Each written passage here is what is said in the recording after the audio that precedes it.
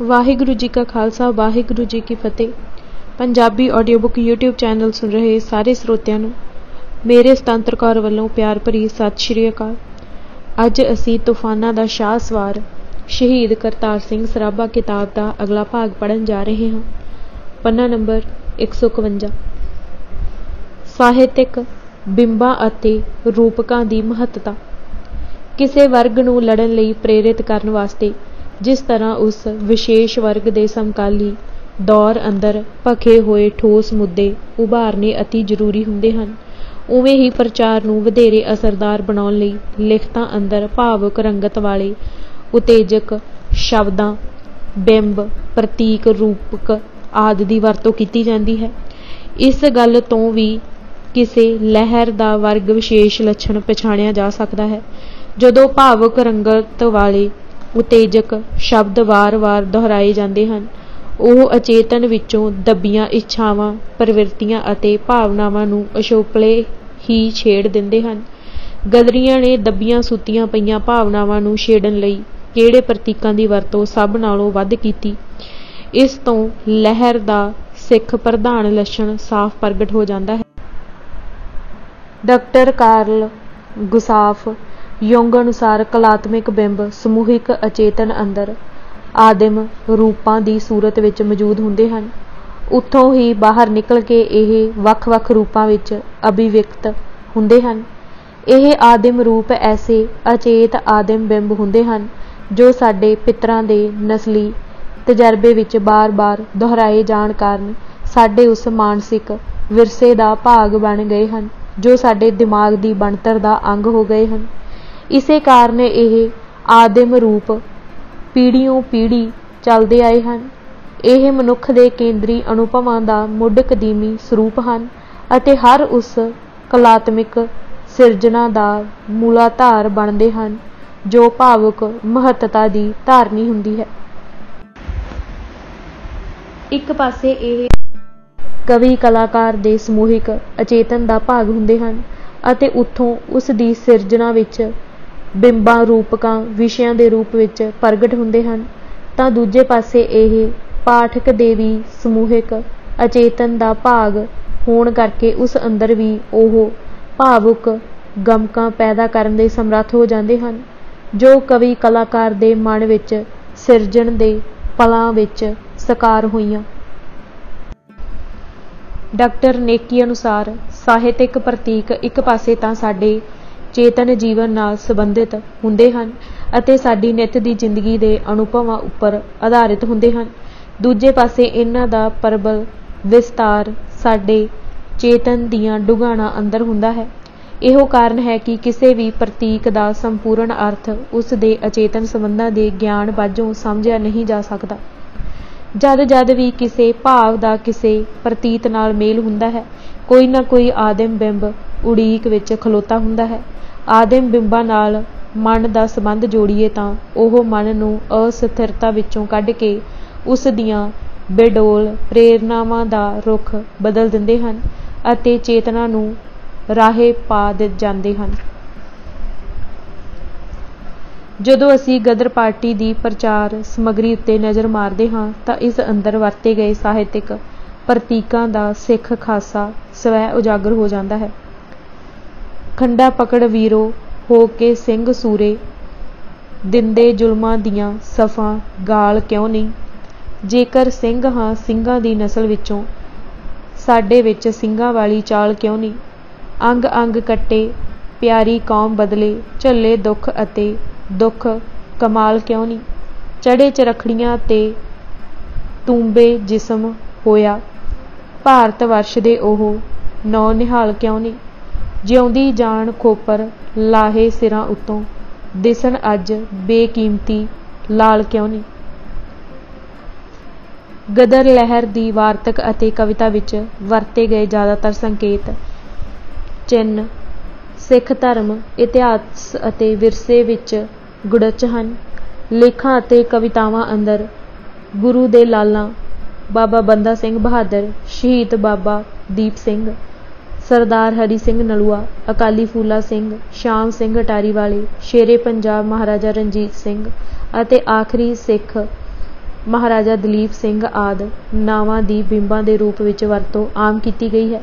सीस तली ते धरन, बंद कटवाउण, खोपरियां लहाउण आदि अलंकारां दी भरमार गदरी लिखतां दा उगड़वां लछण है। लाला हरदयाल दी अमरीका तो रवानगी।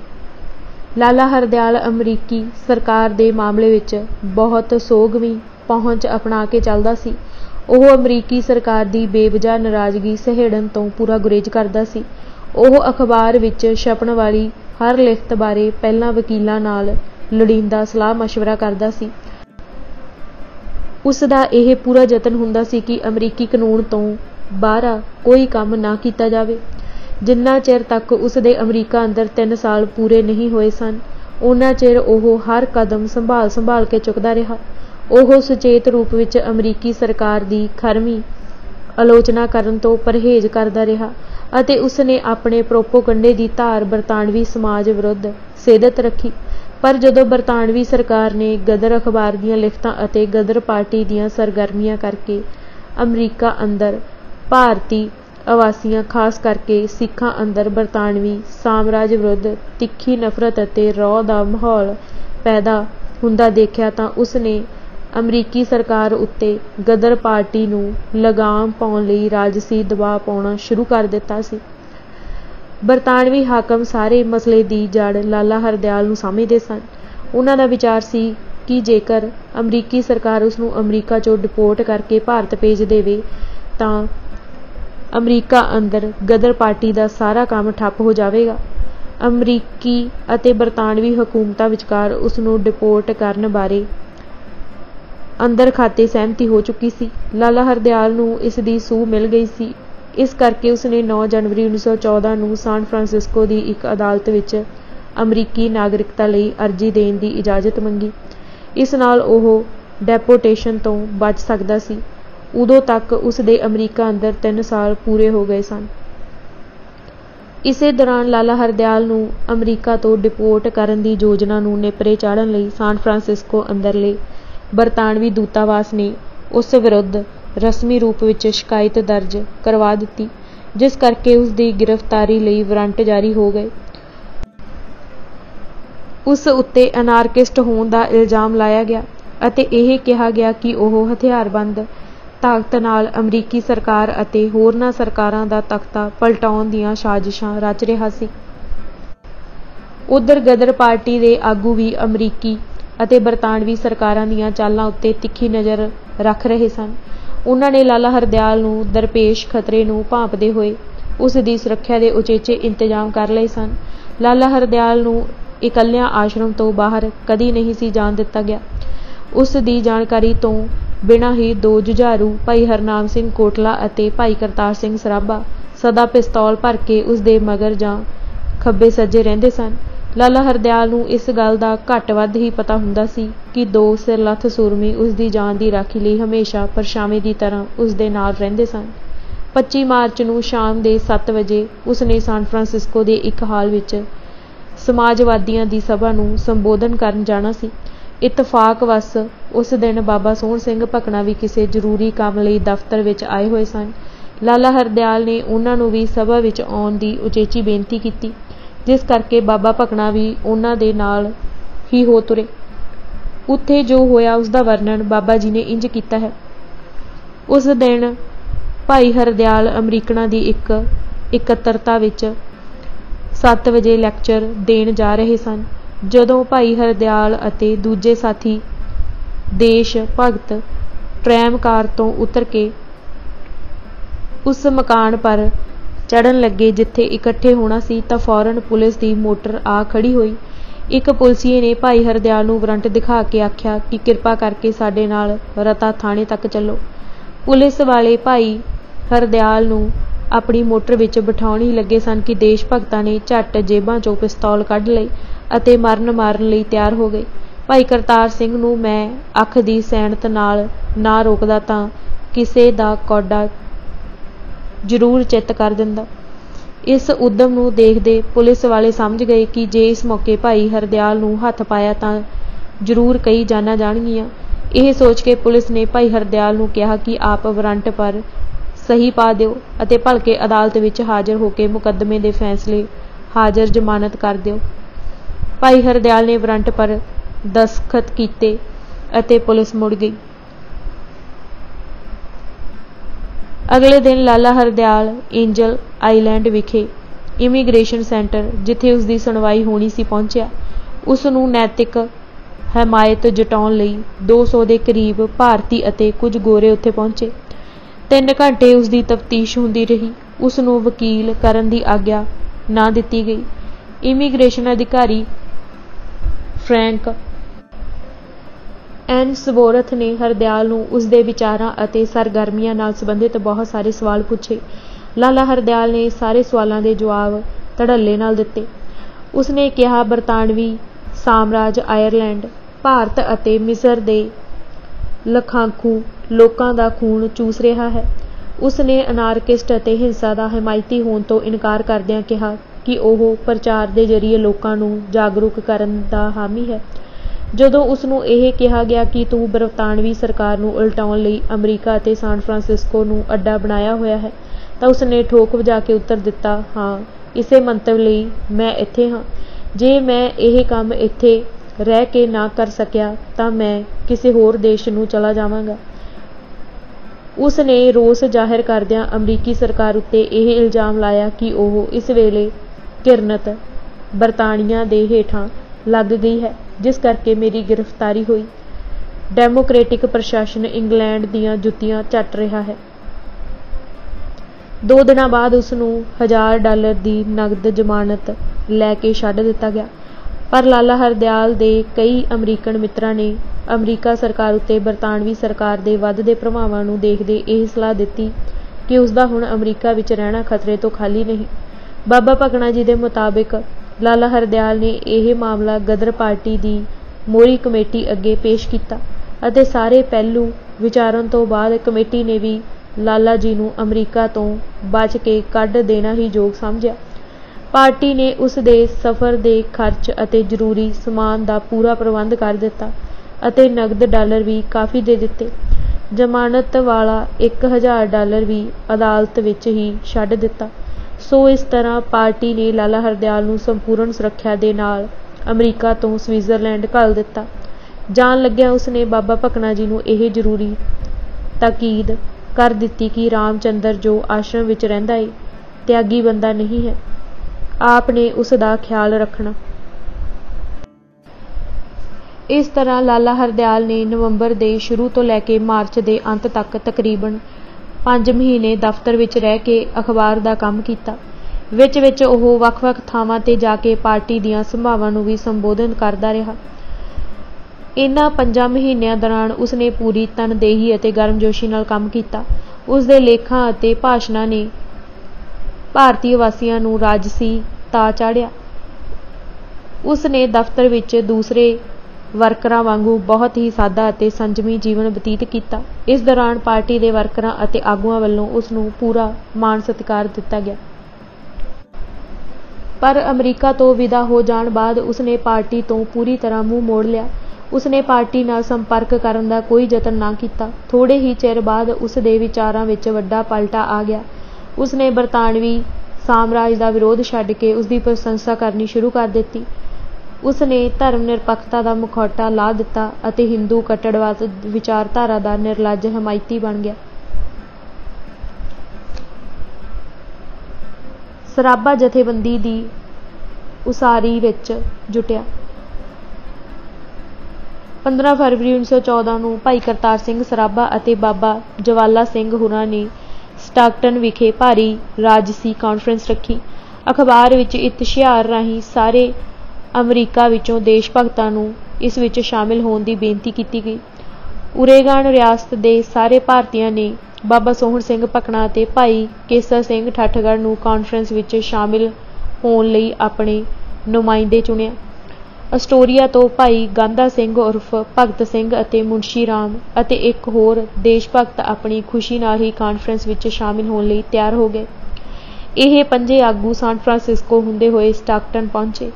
ਉੱਥੇ ਉਹਨਾਂ ਦੀ ਮੁਲਾਕਾਤ ਸਟਾਕਟਨ ਦੇ ਗੁਰਦੁਆਰੇ ਦੀ ਕਮੇਟੀ ਦੇ ਅਹੁਦੇਦਾਰਾਂ ਨਾਲ ਹੋਈ। ਇੱਥੇ ਆ ਕੇ ਬਾਬਾ ਭਕਨਾ ਨੂੰ ਓਰੇਗਨ ਸਟੇਟ ਦੀ ਤੁਲਨਾ ਵਿੱਚ ਕੈਲੀਫੋਰਨੀਆ ਅੰਦਰ ਜਥੇਬੰਦੀ ਦਾ ਕੰਮ ਕੁਝ ਢਿੱਲਾ ਜਾਪਿਆ। ਇੱਥੇ ਓਰੇਗਨ ਵਾਂਗੂ ਵੱਖ-ਵੱਖ ਥਾਵਾਂ 'ਤੇ ਪਾਰਟੀ ਦੀਆਂ ਬ੍ਰਾਂਚਾਂ ਸਥਾਪਿਤ ਨਹੀਂ ਹੋਈਆਂ ਸਨ। ਇਸ ਦਾ ਵੱਡਾ ਕਾਰਨ ਇਹ ਸੀ ਕਿ ਇੱਥੇ ਖੇਤਾਂ ਵਿੱਚ ਕੰਮ ਕਰਨ ਵਾਲੇ ਭਾਰਤੀ ਓਰੇਗਨ ਵਾਂਗੂ ਇੱਕ ਥਾਂ ਇਕੱਠੇ ਨਹੀਂ ਰਹਿੰਦੇ ਸਨ। ਉਹ ਦੂਰ-ਦੂਰ ਫਾਰਮਾਂ ਵਿੱਚ ਰਹਿੰਦੇ ਸਨ। ਇਸ ਕਰਕੇ ਖਿੰਡੇ ਬਿਖਰੇ ਹੋਣ ਕਰਕੇ ਇੱਥੇ ਜਥੇਬੰਦੀ ਬਣਾਉਣੀ ਜ਼ਿਆਦਾ ਮੁਸ਼ਕਿਲ ਸੀ। ਇਹ ਹਾਲਤ ਦੇਖ ਕੇ ਬਾਬਾ ਭਕਨਾ ਜੀ ਨੇ ਓਰੇਗਨ ਮੁੜ ਜਾਣ ਦੀ ਥਾਂ ਇੱਥੇ ਰਹਿ ਕੇ ਜਥੇਬੰਦੀ ਨੂੰ ਮਜ਼ਬੂਤ ਕਰਨ ਦਾ ਨਿਰਣਾ ਕੀਤਾ। ਇਸ ਕੰਮ ਵਾਸਤੇ ਉਹਨਾਂ ਨੇ ਭਾਈ ਕਰਤਾਰ ਸਿੰਘ ਸਰਾਭਾ ਅਤੇ ਭਾਈ ਗਾਦਾ ਸਿੰਘ ਨੂੰ ਆਪਣੇ ਨਾਲ ਰਲਾ ਲਿਆ। ਇਹ ਦੋਨੋਂ ਪਹਿਲਾਂ ਕੈਲੀਫੋਰਨੀਆ ਵਿੱਚ ਹੀ ਖੇਤਾਂ ਅੰਦਰ ਕੰਮ ਕਰਦੇ ਰਹੇ ਸਨ। ਇਸ ਕਰਕੇ ਇਹਨਾਂ ਨੂੰ ਪੰਜਾਬੀ ਕਿਸਾਨਾਂ ਦੇ ਟਿਕਾਣਿਆਂ ਦੀ ਕਾਫੀ ਜਾਣਕਾਰੀ ਸੀ। ਕੁਝ ਸਮੇਂ ਪਿੱਛੋਂ ਭਾਈ ਕਰਤਾਰ ਸਿੰਘ ਲਤਾਲਾ ਉਰਫ ਦੁੱਕੀ ਵੀ ਉਹਨਾਂ ਨਾਲ ਆ ਕੇ ਰਲ ਗਿਆ ਸੀ। ਇਹਨਾਂ ਸਰਗਰਮੀਆਂ ਨੇ ਫਾਰਮਾਂ ਅੰਦਰ ਖਿੰਡੇ ਬਿਖਰੇ ਪੰਜਾਬੀ ਕਿਸਾਨਾਂ ਅਤੇ ਮਜ਼ਦੂਰਾਂ ਨੂੰ ਜਥੇਬੰਦੀ ਦੇ ਧਾਗੇ ਵਿੱਚ ਪਰੋਣ ਲਈ ਦਿਨ ਰਾਤ ਇੱਕ ਕਰ ਦਿੱਤਾ ਸੀ। ਇਸ ਬਾਰੇ ਬਾਬਾ ਸੋਹਣ ਸਿੰਘ ਭਕਨਾ ਦੇ ਹੇਠ ਲਿਖੇ ਵਰਣਨ ਤੋਂ ਉਹਨਾਂ ਦੀ ਕੰਮ ਕਰਨ ਦੀ ਲਗਨ, ਜੋਸ਼ ਅਤੇ ਜਜ਼ਬੇ ਦੀ ਤਸਵੀਰ ਪੂਰੀ ਤਰ੍ਹਾਂ ਉਘੜ ਆਉਂਦੀ ਹੈ। ਬਾਬਾ ਜੀ ਨੇ ਲਿਖਿਆ ਹੈ, ਅਸੀਂ ਸਵੇਰ ਤੋਂ ਸ਼ਾਮ ਤੱਕ ਬਰਾਬਰ ਚੱਕਰ ਕੱਢਦੇ ਫਿਰਦੇ ਅਤੇ ਹਿੰਦੀਆਂ ਪਾਸ ਜਾ ਕੇ ਮਿਲਦੇ ਅਤੇ ਉਹਨਾਂ ਨੂੰ ਬਕਾਇਦਾ ਜਥੇਬੰਦ ਕਰਦੇ। ਅਸੀਂ ਆਪਣੀ ਧੁਨ ਵਿੱਚ ਮਗਨ ਸਾਰਾ ਦਿਨ ਟੁਰੇ ਰਹਿੰਦੇ ਸਾਂ ਪੈਦਲ। ਜਦ ਕਦੀ ਸਾਡੇ ਕੱਪੜੇ ਵਧੇਰੇ ਖਰਾਬ ਹੋ ਜਾਂਦੇ ਸਨ ਤਾਂ ਇੱਕ ਅੱਧਾ ਦਿਨ ਵਿਸ਼ਰਾਮ ਕਰਨ ਦੀ ਲੋੜ ਹੁੰਦੀ ਸੀ ਤਾਂ ਭਾਈ ਵਿਸਾਖਾ ਸਿੰਘ ਜੀ ਅਤੇ ਭਾਈ ਜਵਾਲਾ ਸਿੰਘ ਜੀ ਦੇ ਘਰ ਆ ਕੇ ਟਿਕਦੇ ਹੁੰਦੇ ਸਾਂ ਅਤੇ ਉੱਥੇ ਹੀ ਕੱਪੜੇ ਸਾਫ਼ ਕੀਤੇ ਕਰਦੇ ਸਾਂ, ਕਿਉਂਕਿ ਜੋ ਇਹਨਾਂ ਗੁਰਮੁਖਾਂ ਦੇ ਘਰ ਦੇਸ਼ ਭਗਤ ਦੇ ਸੁਖਧਾਮ ਸਨ। ਮੇਰੀ ਜਾਂਚੇ ਕੈਲੀਫੋਰਨੀਆ ਵਿੱਚ ਸ਼ਾਇਦ ਹੀ ਕੋਈ ਦੇਸ਼ ਭਗਤ ਹੋਵੇਗਾ ਜਿਸਨੇ ਇਸ ਘਰ ਵਿੱਚ 2-4 ਦਿਨ ਆ ਕੇ ਸੁਖਾਸਨ ਨਾ ਕੀਤਾ ਹੋਵੇ ਅਤੇ ਪ੍ਰੇਮ ਪ੍ਰਸ਼ਾਦਾ ਨਾ ਛਕਿਆ ਹੋਵੇ। ਸੰਤ ਤੇਜਾ ਸਿੰਘ ਜੀ ਢੇਰ ਚਿਰ ਇਹਨਾਂ ਦੇਸ਼ ਭਗਤਾਂ ਦੇ ਘਰ ਹੀ ਟਿਕੇ ਰਹੇ। ਭਾਈ ਹਰਦਿਆਲ ਨੇ ਵੀ ਗਰਮੀਆਂ ਵਿੱਚ ਕਈ ਵਾਰ ਭਾਈ ਜਵਾਲਾ ਸਿੰਘ ਦੇ ਘਰ ਵਿਸ਼ਰਾਮ ਕੀਤਾ। ਬਾਬਾ ਜੀ ਨੇ ਆਪਣਾ ਤਜਰਬਾ ਬਿਆਨ ਕਰਦਿਆਂ ਦੱਸਿਆ ਕਿ ਕੈਲੀਫੋਰਨੀਆ ਅੰਦਰ ਜਥੇਬੰਦੀ ਉਸਾਰਨ ਵਿੱਚ 2 ਗੱਲਾਂ ਅੜਿੱਕਾ ਬਣੀਆਂ ਹੋਈਆਂ ਸਨ। ਇੱਕ, ਕਿਸਾਨ ਅਤੇ ਮਜ਼ਦੂਰਾਂ ਦੇ ਦਿਲਾਂ ਵਿੱਚ ਪੜ੍ਹੇ ਲਿਖੇ ਲੋਕਾਂ ਪ੍ਰਤੀ ਬੇਵਿਸ਼ਵਾਸੀ ਬਣੀ ਹੋਈ ਸੀ। ਉਹ ਸਮਝਦੇ ਸਨ ਕਿ ਪੜ੍ਹੇ ਲਿਖੇ ਲੋਕ ਸਿਰਫ ਗੱਲਾਂ ਵਾਲੇ ਹਨ ਅਤੇ ਉਹਨਾਂ ਅੰਦਰ ਕੁਰਬਾਨੀ ਦਾ ਜਜ਼ਬਾ ਨਹੀਂ ਹੈ। ਉਹ ਗੱਲਾਂ ਮਾਰ ਕੇ ਉਹਨਾਂ ਕੋਲੋਂ ਪੈਸੇ ਬਟੋਰ ਕੇ ਤੁਰਦੇ ਬਣਦੇ ਹਨ। ਇਸ ਧਾਰਨਾ ਦੀ ਪੁਸ਼ਟੀ ਖੁਸ਼ਵੰਤ ਸਿੰਘ ਅਤੇ ਲਾਲਾ ਲਾਜਪਤ ਰਾਏ ਨੇ ਵੀ ਕੀਤੀ। ਖੁਸ਼ਵੰਤ ਸਿੰਘ ਨੇ ਉੱਤਰੀ ਅਮਰੀਕਾ ਅੰਦਰ ਗਦਰ ਲਹਿਰ ਦਾ ਸਮਾਜ ਵਿਗਿਆਨ ਵਿਸ਼ਲੇਸ਼ਣ ਕਰਦਿਆਂ ਲਿਖਿਆ ਹੈ, ਭਾਰਤੀ ਆਵਾਸੀ ਭਾਈਚਾਰੇ ਦੇ ਅੰਦਰ ਦੂਰੀ ਲੀਡਰਸ਼ਿਪ ਪੈਦਾ ਹੋ ਗਈ ਸੀ। ਅਸਰਦਾਰ ਕੰਟਰੋਲ ਅਨਪੜ੍ਹ ਸਿੱਖ ਕਿਰਤੀ ਜਮਾਤ, ਜਿਹੜੀ ਗਿਣਤੀ ਵਿੱਚ ਵੱਡੀ ਸੀ, ਦੇ ਹੱਥਾਂ ਵਿੱਚ ਰਿਹਾ। ਇਸ ਜਮਾਤ ਦੀ ਤਰਜਮਾਨੀ ਵੈਨਕੂਵਰ ਅੰਦਰ ਭਾਗ ਸਿੰਘ, ਕੈਲੀਫੋਰਨੀਆ ਅੰਦਰ ਜਵਾਲਾ ਸਿੰਘ, ਸੰਤੋਖ ਸਿੰਘ ਅਤੇ ਸੋਹਣ ਸਿੰਘ ਭਕਨਾ ਅਤੇ ਭਗਵਾਨ ਸਿੰਘ ਗਿਆਨੀ, ਜਿਹੜਾ ਹਾਂਗਕਾਂਗ ਗੁਰਦੁਆਰੇ ਵਿੱਚ ਗ੍ਰੰਥੀ ਰਹਿ ਚੁੱਕਾ ਸੀ ਅਤੇ ਮੰਨਿਆ ਪ੍ਰਮੰਨਿਆ ਬੁਲਾਰਾ ਸੀ, ਵਰਗੇ ਲੋਕ ਕਰਦੇ ਸਨ। ਕਿਉਂਕਿ ਆਵਾਸੀਆਂ ਦਾ ਵਕੀਲਾਂ ਅਤੇ ਸਰਕਾਰੀ ਮਹਿਕਮਿਆਂ ਨਾਲ ਵਾਹ ਪੈਂਦਾ ਸੀ, ਇਸ ਕਰਕੇ ਉਹਨਾਂ ਨੂੰ ਅਜਿਹੇ ਬੁਲਾਰਿਆਂ ਦੀ ਲੋੜ ਸੀ ਜਿਹੜੇ ਅੰਗਰੇਜ਼ੀ ਬੋਲ ਸਕਦੇ ਸਨ। ਉਹਨਾਂ ਵਿੱਚੋਂ ਸਭ ਤੋਂ ਵੱਧ ਅਹਿਮ ਸਥਾਨ ਹਰਦਿਆਲ ਦਾ ਸੀ। ਉਸ ਤੋਂ ਦੂਜੇ ਨੰਬਰ 'ਤੇ ਪਸ਼ਾਵਰੀ ਬ੍ਰਾਹਮਣ ਰਾਮਚੰਦਰ ਸੀ। ਵੈਨਕੂਵਰ ਅੰਦਰ ਤਾਰਕਨਾਥ ਸੀ ਅਤੇ ਸੇਠ ਹੁਸੈਨ ਰਹੀਮ ਉਰਫ ਸ਼ਗਨ ਲਾਲ ਵਰਮਾ ਸਨ। ਇਹਨਾਂ 2 ਵਰਗਾਂ ਵਿਚਕਾਰ ਟਕਰਾਅ ਅਟੱਲ ਸੀ। ਸਿੱਖ ਹਿੰਦੂਆਂ ਨੂੰ ਅੰਗਰੇਜ਼ੀ ਜਾਣਨ ਬੋਲਣ ਵਾਲੇ ਬਾਬੂਆਂ ਵਜੋਂ ਦੇਖਦੇ ਸਨ ਅਤੇ ਉਹਨਾਂ ਕੋਲੋਂ ਇਹ ਤਵੱਕੋ ਕਰਦੇ ਸਨ ਕਿ ਉਹ ਉਹਨਾਂ ਦੇ ਕਹਿਣ ਮੁਤਾਬਕ ਚੱਲਣ, ਪਰ ਹਿੰਦੂ ਸਿੱਖਾਂ ਨਾਲ ਉਸੇ ਤਿਰਸਕਾਰ ਨਾਲ ਪੇਸ਼ ਆਉਂਦੇ ਸਨ ਜਿਵੇਂ ਸ਼ਹਿਰੀ ਵਕੀਲ ਆਪਣੀ ਪੇਂਡੂ ਅਸਾਮੀ ਜਿੱਤੋਂ ਉਹ ਪੈਸੇ ਝਾੜਦਾ ਹੈ ਨਾਲ ਪੇਸ਼ ਆਉਂਦਾ ਹੈ। ਕਈ ਵਾਰ ਇਸ ਦੇ ਨਤੀਜੇ ਤ੍ਰਾਸਦਿਕ ਨਿਕਲੇ। ਉੱਤਰੀ ਅਮਰੀਕਾ ਅੰਦਰ ਭਾਰਤੀ ਦੇਸ਼ ਭਗਤੀ ਦਾ ਪ੍ਰਚਾਰ ਕਰਨ ਵਾਲੇ ਜ਼ਿਆਦਾਤਰ ਬੰਗਾਲੀ ਬਾਬੂ ਸਨ। ਲਾਲਾ ਲਾਜਪਤ ਰਾਏ ਨੇ ਆਪਣੇ ਨਿੱਜੀ ਤਜਰਬੇ ਦੇ ਆਧਾਰ 'ਤੇ ਇਸ ਵਰਗ ਬਾਰੇ ਹੇਠ ਲਿਖੇ ਵਿਚਾਰ ਪ੍ਰਗਟਾਏ ਹਨ। ਬੰਗਾਲੀ ਕ੍ਰਾਂਤੀਕਾਰੀਆਂ 'ਚੋਂ ਜ਼ਿਆਦਾਤਰ ਮੈਨੂੰ ਉੱਕਾ ਹੀ ਬੇਅਸੂਲੇ ਨਜ਼ਰ ਆਏ। ਮੁਹਿੰਮ ਚਲਾਉਣ ਦੇ ਮਾਮਲੇ ਵਿੱਚ ਵੀ ਅਤੇ ਫੰਡਾਂ ਨੂੰ ਉਗਰਾਉਣ ਅਤੇ ਖਰਚਣ ਦੇ ਮਾਮਲੇ ਵਿੱਚ ਵੀ। ਉਹਨਾਂ ਦੀ ਦੇਸ਼ ਭਗਤੀ ਲਾਹੇ ਅਤੇ ਮੁਨਾਫੇ ਦੀ ਸੋਚ ਨਾਲ ਗ੍ਰਹਿਣੀ ਹੋਈ ਸੀ। ਉਹਨਾਂ ਨੇ ਅਯਾਸ਼ੀ ਕਰਨ ਉੱਤੇ ਬੇਥਾਂ ਪੈਸਾ ਖਰਚਿਆ। ਉਹਨਾਂ 'ਚੋਂ ਬਹੁਤੇ ਭਵਿੱਖ ਦੇ ਖਰਚਿਆਂ ਲਈ ਵੱਧ ਤੋਂ ਵੱਧ ਧਨ ਬਚਾਉਣ ਬਾਰੇ ਫਿਕਰਮੰਦ ਸਨ। ਉਹ ਦੂਜਿਆਂ ਕੋਲੋਂ ਹਮੇਸ਼ਾ ਦਿਆਲਤਾ, ਪ੍ਰਾਹੁਣਾਚਾਰੀ ਅਤੇ ਇਮਦਾਦ ਲੈਣ ਲਈ ਉਤਾਵਲੇ ਹੁੰਦੇ ਸਨ। ਉਹ ਆਪ ਅਜਿਹਾ ਘੱਟ ਹੀ ਕਰਦੇ ਸਨ। ਉਹ ਆਪਸ ਵਿੱਚ ਖੈਬੜੇ ਰਹੇ ਅਤੇ ਕਈ ਵਾਰ ਇੱਕ ਦੂਜੇ ਦੀ ਡਟ ਕੇ ਡੰਨ ਲਾਉਂਦੇ ਰਹੇ, ਪਰ ਗੈਰ ਬੰਗਾਲੀਆਂ ਦੇ ਵਿਰੁੱਧ ਉਹ ਇਕਜੁੱਟ ਹੋ ਜਾਂਦੇ ਸਨ। ਅਮਰੀਕਾ ਅੰਦਰ ਬੰਗਾਲੀ ਕ੍ਰਾਂਤੀਕਾਰੀਆਂ ਨੇ ਉਸ ਦੇਸ਼ ਵਿੱਚ ਅਤੇ ਜਰਮਨ ਹਲਕਿਆਂ ਵਿੱਚ ਆਪਣੇ ਕਾਜ ਲਈ ਬਦਨਾਮੀ ਹੀ ਖੱਟੀ ਹੈ, ਹੋਰ ਕੁਝ ਨਹੀਂ। ਉਹਨਾਂ ਦੀ ਤੁਲਨਾ ਵਿੱਚ ਸਿੱਖ ਕੁੱਲ ਮਿਲਾ ਕੇ ਸ਼ੁੱਧ ਅਤੇ ਵੱਧ ਬੇਗਰਜ਼ ਅਤੇ ਸੰਜਮ ਅਤੇ ਬੰਧੇਜ ਵਿੱਚ ਰਹਿਣ ਵਾਲੇ ਸਾਬਿਤ ਹੋਏ। ਮੈਨੂੰ ਅਜੇ ਤੱਕ ਅਜਿਹਾ ਇੱਕ ਵੀ ਸਿੱਖ ਇਨਕਲਾਬੀ ਨਹੀਂ ਮਿਲਿਆ ਜਿਸ ਨੂੰ ਮੈਂ ਇਨਕਲਾਬੀ ਫੰਡਾਂ ਨੂੰ ਹੜੱਪ ਕਰ ਜਾਣ ਦਾ ਦੋਸ਼ੀ ਸਮਝਿਆ ਹੋਵੇ। ਇਸ ਦੀ ਬਜਾਏ ਉਹਨਾਂ 'ਚੋਂ ਬਹੁਤਿਆਂ ਨੇ ਆਤਮ ਤਿਆਗ ਦਾ ਜੀਵਨ ਬਤੀਤ ਕੀਤਾ ਅਤੇ ਆਪਣੇ ਆਪ ਨੂੰ ਹਮੇਸ਼ਾ ਖਤਰਿਆਂ ਦੇ ਮੂੰਹ ਵਿੱਚ ਧੱਕਿਆ। ਬਾਬਾ ਭਕਨਾ ਜੀ ਦੇ ਮੁਤਾਬਕ ਕੈਲੀਫੋਰਨੀਆ ਅੰਦਰ ਜਥੇਬੰਦੀ ਦੀ ਉਸਾਰੀ ਵਿੱਚ ਦੂਜਾ ਵੱਡਾ ਅੜਿੱਕਾ ਇਹ ਸੀ ਕਿ ਮੁਸਲਮਾਨਾਂ ਦੇ ਹਿਰਦਿਆਂ ਅੰਦਰ ਲਾਲਾ ਹਰਦਿਆਲ ਪ੍ਰਤੀ ਕੁਝ ਇਤਰਾਜ਼ ਸਨ, ਜਿਸ ਕਰਕੇ ਉਹ ਪਾਰਟੀ ਵਿੱਚ ਸ਼ਾਮਿਲ ਹੋਣ ਲਈ ਤਿਆਰ ਨਹੀਂ ਸਨ।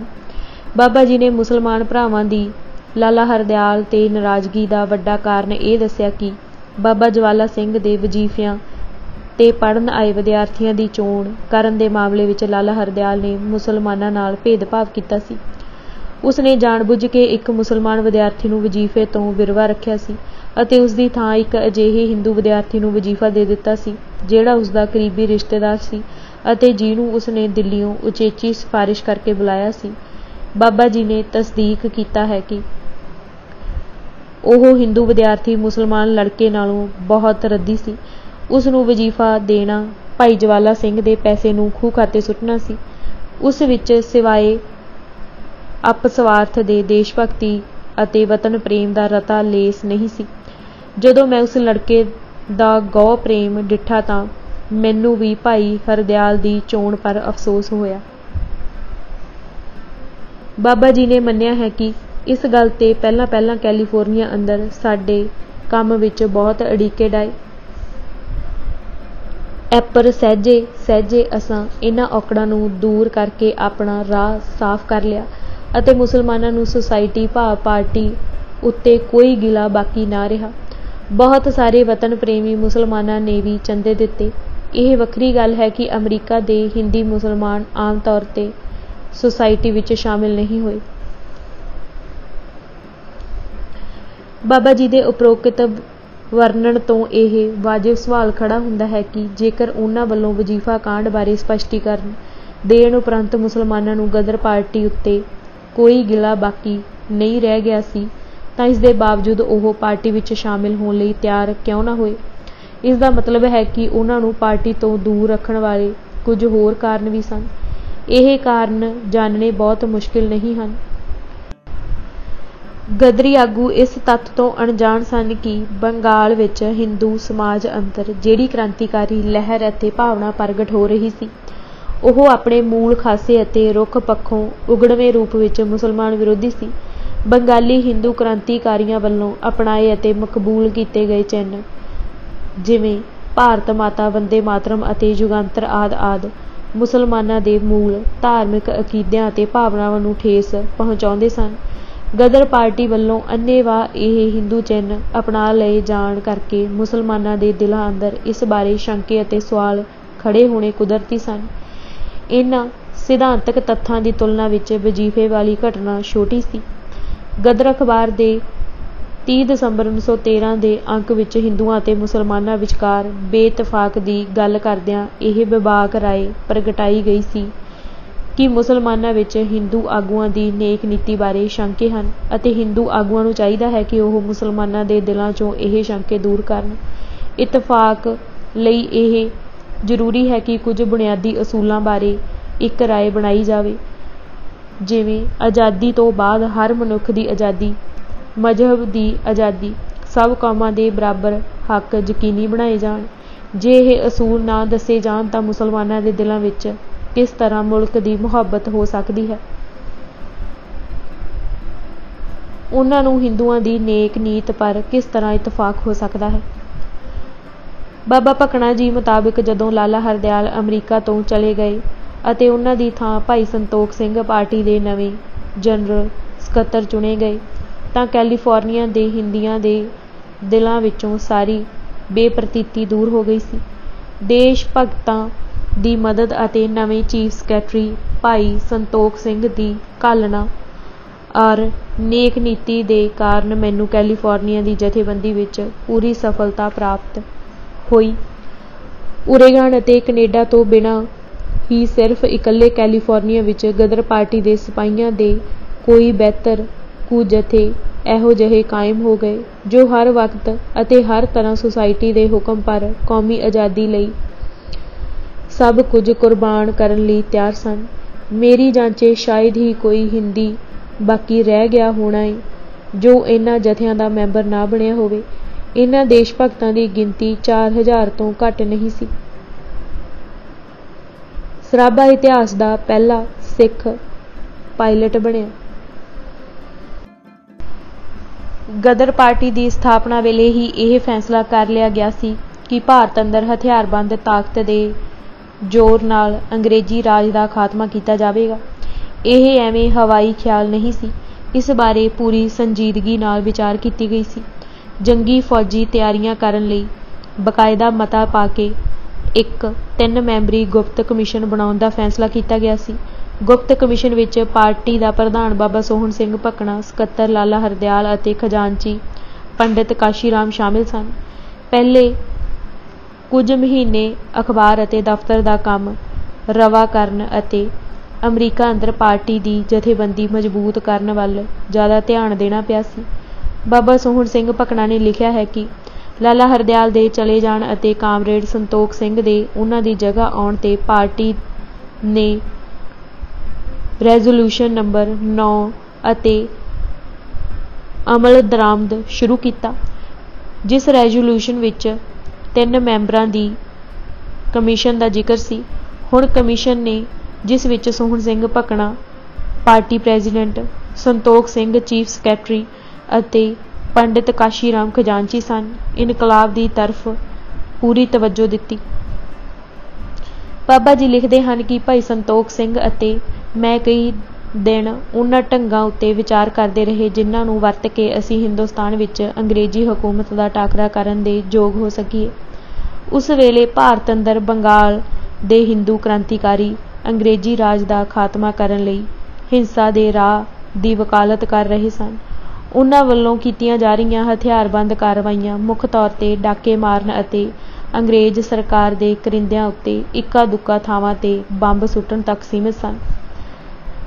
बाबा जी के कथन अनुसार उन्हां ने ਅਤੇ भाई संतोख सिंह ने बंगाली क्रांतिकारियों की इस रणनीति उत्ते गंभीरता नाल विचार वटांदरा किया ਅਤੇ अखीर विच ਉਹ इस निर्णय ते पुजे कि इस तरीके नाल ਬੰਬਾਂ ਦੇ जरिए अंग्रेज हुकूमत के कुछ करिंदिਆਂ ਨੂੰ जानो खत्म कर देण नाल अंग्रेजी राज का फस्ता नहीं वढिया जा सकता।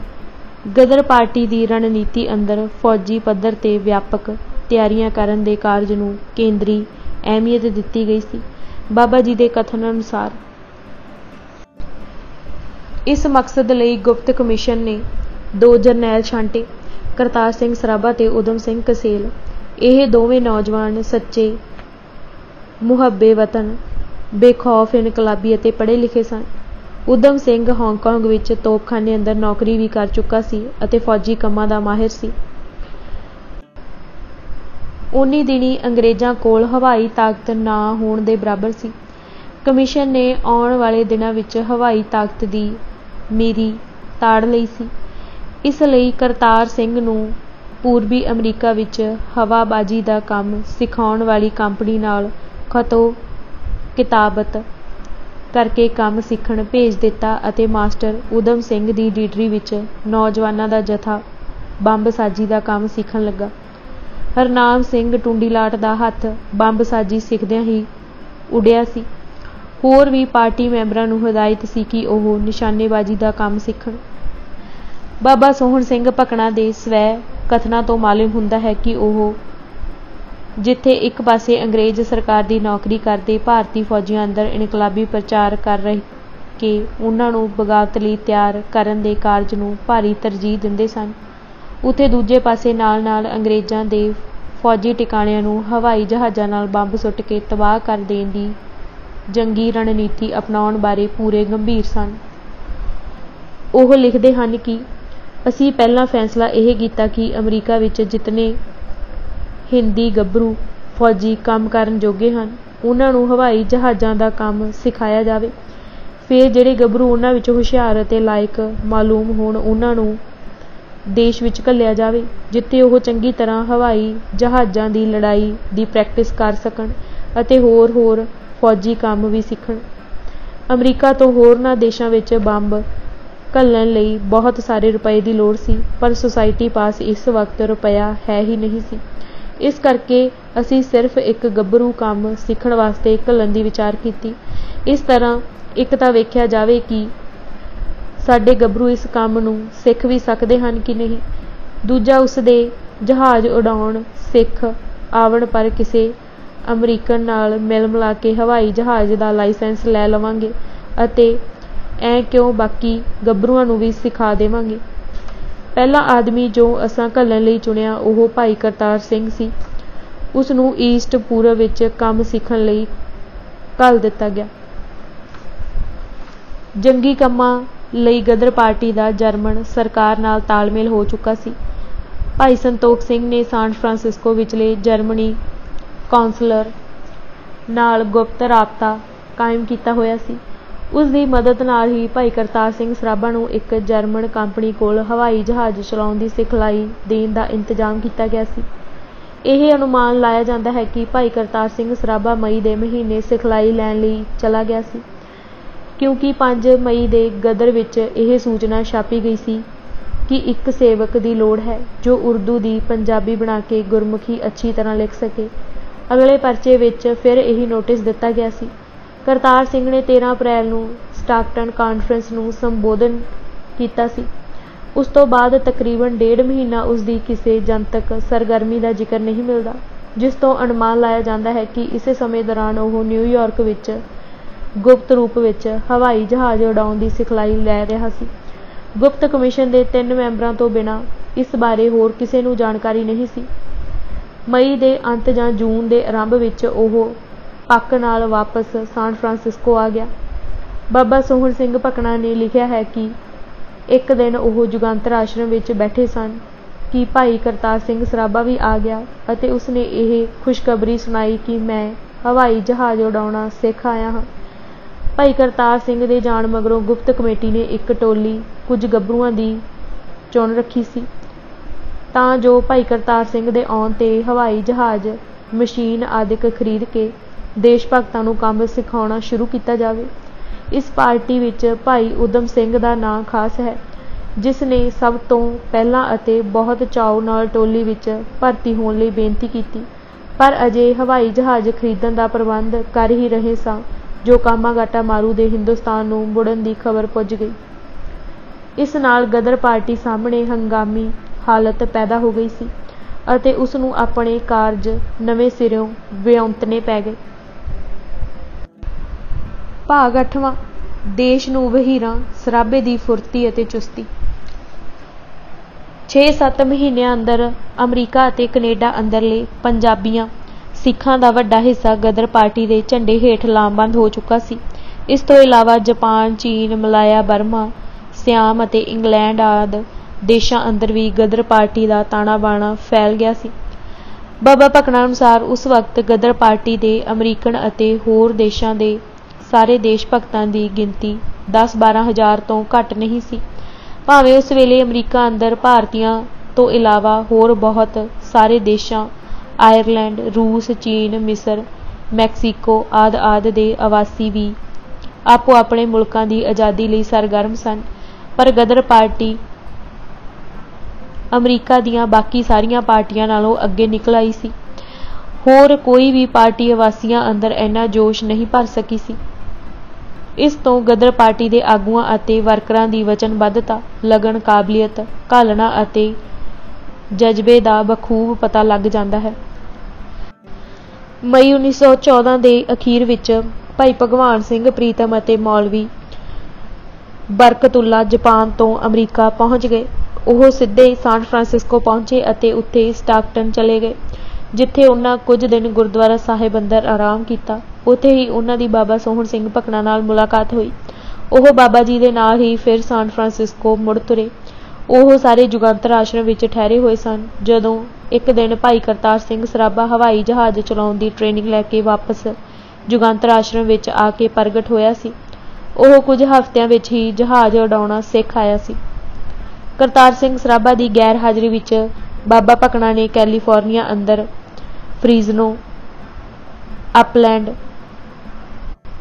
ਔਕਸਨਾਰਡ ਅਤੇ ਲਾਸ ਐਂਜਲਸ ਆਦਿ ਥਾਵਾਂ ਤੇ ਜਾ ਕੇ ਮੀਟਿੰਗਾਂ ਕਰਵਾਈਆਂ ਅਤੇ ਪਾਰਟੀ ਦੀਆਂ ਬ੍ਰਾਂਚਾਂ ਕਾਇਮ ਕੀਤੀਆਂ। ਭਾਈ ਭਗਵਾਨ ਸਿੰਘ ਅਤੇ ਬਰਕਤੁੱਲਾ ਦੇ ਆਉਣ ਨਾਲ ਪਾਰਟੀ ਨੂੰ ਦੋ ਹੋਰ ਊਰਜਾਸ਼ੀਲ ਆਗੂ ਮਿਲ ਗਏ, ਜਿਸ ਨਾਲ ਪਾਰਟੀ ਦੇ ਜਥੇਬੰਦਕ ਕੰਮਾਂ ਅਤੇ ਪ੍ਰਚਾਰ ਵਿੱਚ ਹੋਰ ਤੇਜ਼ੀ ਆ ਗਈ।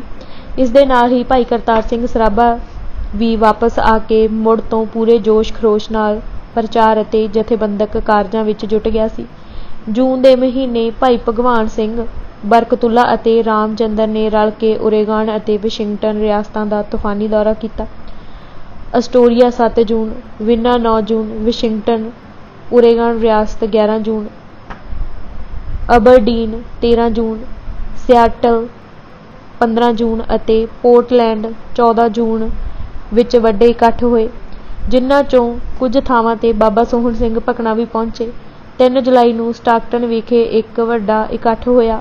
ਇਸ ਕਾਨਫਰੰਸ ਦੀ ਸੂਚਨਾ ਗਦਰ ਪਾਰਟੀ ਦੇ 16 ਅਤੇ 30 ਜੂਨ ਦੇ ਅੰਕਾਂ ਵਿੱਚ ਦਿੱਤੀ ਗਈ ਸੀ। ਇਸ ਇਕੱਠ ਵਿੱਚ ਕੈਨੇਡਾ ਅਤੇ ਮੈਕਸੀਕੋ ਤੋਂ ਵੀ ਦੇਸ਼ ਭਗਤ ਸ਼ਾਮਿਲ ਹੋਏ। ਸਵੇਰੇ 9 ਵਜੇ ਤੋਂ ਸ਼ੁਰੂ ਹੋ ਕੇ ਅੱਧੀ ਰਾਤ ਤੱਕ ਨਿਰੰਤਰ ਪ੍ਰੋਗਰਾਮ ਚੱਲਦਾ ਰਿਹਾ ਅਤੇ ਸਰੋਤੇ ਪੂਰੇ ਮੰਤਰ ਮੁਕਤ ਹੋ ਕੇ ਬੁਲਾਰਿਆਂ ਨੂੰ ਸੁਣਦੇ ਰਹੇ। ਇਸ ਵਿੱਚ ਭਾਈ ਭਗਵਾਨ ਸਿੰਘ, ਬਰਕਤੁੱਲਾ ਅਤੇ ਰਾਮਚੰਦਰ ਮੁੱਖ ਬੁਲਾਰੇ ਸਨ। ਇਸੇ ਸਮੇਂ ਦੌਰਾਨ ਪਾਰਟੀ ਦੇ ਗੁਪਤ ਕਮਿਸ਼ਨ ਨੇ ਭਾਰਤ ਅੰਦਰ ਇਨਕਲਾਬੀ ਪ੍ਰਚਾਰ ਅਤੇ ਜਥੇਬੰਦੀ ਦਾ ਫੈਲਾਅ ਕਰਨ ਬਾਰੇ ਕਾਰਜ ਯੋਜਨਾ ਬਣਾਈ। ਮਈ 1914 ਵਿੱਚ ਦੋ ਹੋਣਹਾਰ ਵਰਕਰਾਂ ਭਾਈ ਗਾਦਾ ਸਿੰਘ ਅਤੇ ਭਾਈ ਕਰਤਾਰ ਸਿੰਘ ਲਤਾਲਾ ਨੂੰ ਇਸ ਮੰਤਵ ਲਈ ਭਾਰਤ ਭੇਜਿਆ ਗਿਆ। ਉਹਨਾਂ ਨੇ ਭਾਰਤ ਅੰਦਰ ਜਾ ਕੇ ਲੋਕਾਂ ਨੂੰ ਮੁੱਢਲੇ ਸੰਪਰਕ ਬਣਾਉਣ ਦਾ ਕੰਮ ਦਿੱਤਾ ਗਿਆ ਅਤੇ ਨਾਲ ਹੀ ਅਮਰੀਕਾ ਵਾਂਗੂ ਭਾਰਤ ਅੰਦਰ ਵੀ ਰਾਜਸੀ ਪ੍ਰਚਾਰ ਕਰਨ ਲਈ ਛਾਪਾਖਾਨਾ ਲਾਉਣ ਅਤੇ ਪਾਰਟੀ ਦਾ ਦਫ਼ਤਰ ਬਣਾਉਣ ਲਈ ਢੁਕਵੀਆਂ ਥਾਵਾਂ ਅਤੇ ਵਿਅਕਤੀਆਂ ਦੀ ਭਾਲ ਕਰਨੀ ਸੀ। ਜ਼ਾਹਰਾ ਤੌਰ ਤੇ ਜਿਹੜੇ ਕੰਮ ਅਮਰੀਕਾ ਅੰਦਰ ਖੁੱਲ੍ਹੇਆਮ ਹੋ ਰਹੇ ਸਨ, ਉਹ ਭਾਰਤ ਅੰਦਰ ਗੁਪਤ ਤਰੀਕਿਆਂ ਨਾਲ ਹੀ ਹੋ ਸਕਦੇ ਸਨ। ਇਸ ਕਰਕੇ ਇਸ ਕਾਰਜ ਲਈ ਬੰਦਿਆਂ ਦੀ ਚੋਣ ਬਹੁਤ ਸੋਚ ਵਿਚਾਰ ਕੇ ਕੀਤੀ ਗਈ ਸੀ। ਭਾਈ ਗਾਦਾ ਸਿੰਘ ਅਤੇ ਕਰਤਾਰ ਸਿੰਘ ਲਤਾਲਾ ਨੇ ਬਾਬਾ ਸੋਹਣ ਸਿੰਘ ਭਕਨਾ ਅਤੇ ਕਰਤਾਰ ਸਿੰਘ ਸਰਾਭਾ ਨਾਲ ਰਲ ਕੇ ਕੈਲੀਫੋਰਨੀਆ ਅੰਦਰ ਜਥੇਬੰਦੀ ਉਸਾਰਨ ਵਿੱਚ ਅਹਿਮ ਭੂਮਿਕਾ ਨਿਭਾਈ ਸੀ। ਉਹਨਾਂ ਦੀ ਇਸ ਗੁਣ ਯੋਗਤਾ ਨੂੰ ਦੇਖਦੇ ਹੋਏ ਉਹਨਾਂ ਨੂੰ ਇਹ ਅਹਿਮ ਜ਼ਿੰਮੇਵਾਰੀ ਸੌਂਪੀ ਗਈ ਸੀ। ਵਿਉਂਤ ਮੁਤਾਬਕ ਭਾਰਤ ਅੰਦਰ ਛਾਪੇਖਾਨੇ ਅਤੇ ਦਫ਼ਤਰ ਦਾ ਕੰਮ ਚਾਲੂ ਹੋ ਜਾਣ ਤੋਂ ਬਾਅਦ ਢੁਕਵੇਂ ਮੌਕੇ ਤੇ ਬਾਬਾ ਸੋਹਣ ਸਿੰਘ ਭਕਨਾ ਅਤੇ ਭਾਈ ਕਰਤਾਰ ਸਿੰਘ ਸਰਾਭਾ ਨੇ ਦੇਸ਼ ਅੰਦਰ ਜਾ ਕੇ ਸਾਰੇ ਕੰਮ ਦੀ ਕਮਾਨ ਸੰਭਾਲ ਲੈਣੀ ਸੀ। ਭਾਈ ਹਰਨਾਮ ਸਿੰਘ ਦਾ ਬੰਬ ਹਾਦਸਾ। ਉਧਰ ਇਸੇ ਦੌਰਾਨ ਬੰਬ ਦੀ ਪਰਖ ਕਰਦਿਆਂ ਭਾਈ ਹਰਨਾਮ ਸਿੰਘ ਕੋਟਲਾ ਨਾਲ ਦਰਦਨਾਕ ਹਾਦਸਾ ਵਾਪਰ ਗਿਆ। ਇਸ ਬਾਰੇ ਗੁਰਬਚਨ ਸਿੰਘ ਸੈਂਸਰਾ ਨੇ ਭਾਈ ਹਰਨਾਮ ਸਿੰਘ ਨਾਲ ਹੋਈ ਲੰਮੀ ਗੱਲਬਾਤ ਦਾ ਵੇਰਵਾ ਇੰਝ ਦਿੱਤਾ ਹੈ। ਅਮਰੀਕਾ ਦੇ ਉਸ ਵੇਲੇ ਦੇ ਕਾਨੂੰਨ ਅਨੁਸਾਰ ਕੋਈ ਗੈਰ ਅਮਰੀਕਨ ਉੱਥੋਂ ਦੀ ਹਕੂਮਤ ਦੇ ਖਿਲਾਫ ਪ੍ਰਚਾਰ ਨਹੀਂ ਕਰ ਸਕਦਾ ਸੀ ਅਤੇ ਨਾ ਹੀ ਅਮਰੀਕਾ ਦੀਆਂ ਰਾਜਸੀ ਪਾਰਟੀਆਂ ਦਾ ਮੈਂਬਰ ਬਣ ਸਕਦਾ ਸੀ ਜਾਂ ਇਹਨਾਂ ਪਾਰਟੀਆਂ ਦਾ ਸਰਗਰਮੀਆਂ ਵਿੱਚ ਹਿੱਸਾ ਲੈ ਸਕਦਾ ਸੀ। ਅਮਰੀਕਾ ਵਿੱਚ ਕੋਈ ਪ੍ਰਵਾਸੀ ਆਪਣੇ ਦੇਸ਼ ਦੀ ਹਕੂਮਤ ਨੂੰ ਉਲਟਾਉਣ ਲਈ ਅਮਰੀਕਾ ਦੀ ਧਰਤੀ ਪਰ ਹਥਿਆਰ ਜਮ੍ਹਾਂ ਨਹੀਂ ਕਰ ਸਕਦਾ ਸੀ ਅਤੇ ਨਾ ਹੀ ਜੰਗ ਵਿੱਚ ਕੰਮ ਆਉਣ ਵਾਲੀਆਂ ਚੀਜ਼ਾਂ ਬਣਾ ਅਤੇ ਆਪਣੇ ਦੇਸ਼ ਨੂੰ ਭੇਜ ਸਕਦਾ ਸੀ। ਇਸ ਤਰ੍ਹਾਂ ਗਦਰ ਪਾਰਟੀ ਵੱਲੋਂ ਹਥਿਆਰ ਜਮ੍ਹਾਂ ਕਰਨਾ ਜਾਂ ਇਹਨਾਂ ਦੀ ਵਰਤੋਂ ਕਰਨ ਦੀ ਸਿਖਲਾਈ ਹਾਸਲ ਕਰਨਾ ਅਮਰੀਕੀ ਕਾਨੂੰਨਾਂ ਦੀ ਉਲੰਘਣਾ ਕਰਨਾ ਸੀ।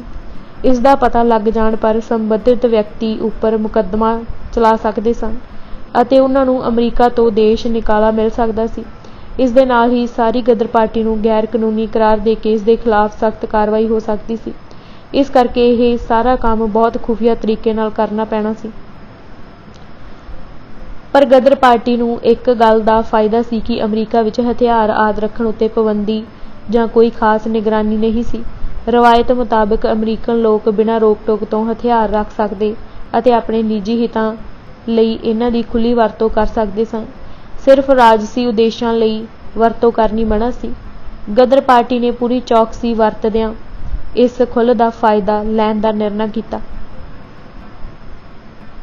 ਸਾਨ ਫਰਾਂਸਿਸਕੋ ਵਿੱਚ ਇੱਕ ਜੈਕ ਨਾਮੀ ਅਮਰੀਕਨ ਗੋਰਾ ਹਿੰਦੁਸਤਾਨ ਦੀ ਆਜ਼ਾਦੀ ਦਾ ਬੜਾ ਖਾਹਿਸ਼ਮੰਦ ਸੀ। ਉਹ ਹਿੰਦੁਸਤਾਨ ਦੇ ਗਦਰੀ ਦੇਸ਼ ਭਗਤਾਂ ਦਾ ਬੜਾ ਯਾਰ ਸੀ।